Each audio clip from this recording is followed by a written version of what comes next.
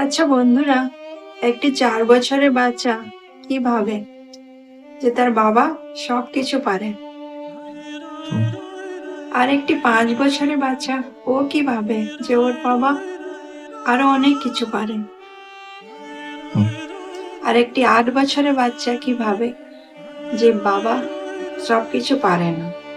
হুম, আবার একটি 12 বছরের বাচ্চা ও কি ভাবে বাবা খুব বেশি জানে না।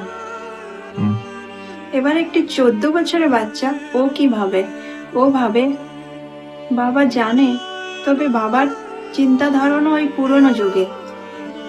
একটি 21 বছরের বাচ্চা ভাবে বাবার কোনো মতামতই দেওয়া উচিত নয়। একটি 25 বছরের ছেলে ভাবে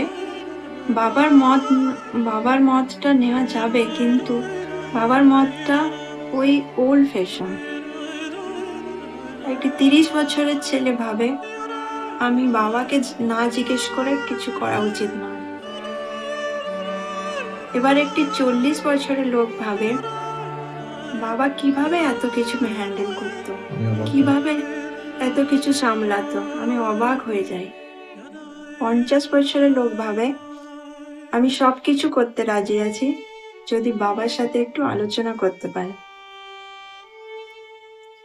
সত্যি আমি বাবার জ্ঞানকে সম্মান করতে পারিনি। আমি ওনার কাছে আরো অনেক কিছু শিখতে পারতাম। বাবা বটগাছের মতো সবাইকে ছায়া প্রদান করে, তাই সময় থাকতে বাবাকে সম্মান করুন, ভালোবাসুন। তাহলে বন্ধুরা, বাবাকে ভালোবাসলে বাবার জন্য একটি লাইক করে দেবেন, আর ভিডিওটি ভালো লাগলে সাবস্ক্রাইব করে পাশে থাকা বেল আইকনটি প্রেস করে দেবেন। তাহলে আজকের মতো টাটা, জয় হিন্দ, বন্দে মাতরম।